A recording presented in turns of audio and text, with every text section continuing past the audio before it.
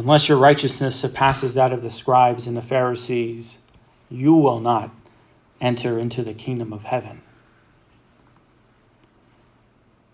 This passage is often interpreted that Jesus has forsaken the law and that we spend too much time following laws and we should follow the Spirit.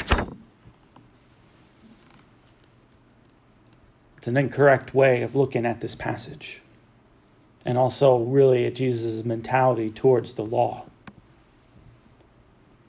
The issue and the critique of the scribes and the Pharisees is not that they're followers of the law, but they stop at the law. The law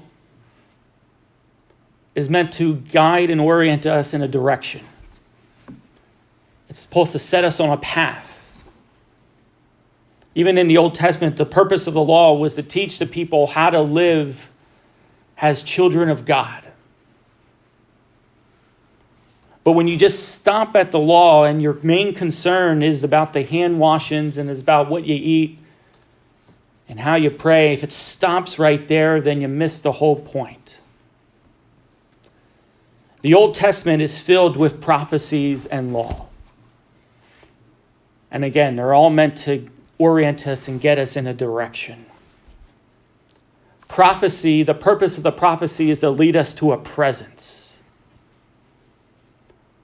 God's words proclaimed through the prophets, but it's meant to bring us into the presence of God. And so as Jesus is speaking, he's the fulfillment of the prophets. Why? Because all the prophets, all the prophecies and the consolations of God have now been fulfilled in the presence of God in the flesh, right there in front of him, looking at him in the face. And law is always tied with promise. To keep the law, you will receive the promises of God. But again, the purpose of the law and the promise is to lead us to communion. That's the end game.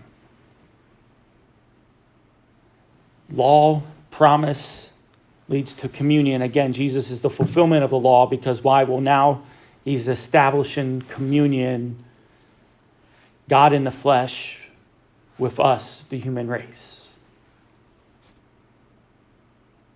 So the law points us in a direction and leads us into the direction towards an end point. Communion with God. And so now apply it to now during the season of Lent, where we have a lot of laws and practices that we do. Today is Friday, so what do? Hopefully, all right, leave those steaks in the freezer, all right, and get the fish out, all right. But don't just stop there. Make it an offering to God. The whole point of it is an act of penance. That God, I don't need the luxuries, of life. That life in simplicity, because all I need is you. Don't just stop at just eating fish. What's the purpose of it? The purpose is to deepen in our communion with God. That's why we do it. That's why we give up things during Lent. That's why maybe some of you are here because, I want to go to daily mass during Lent. Great. Why? Because I want to establish communion with God. Perfect.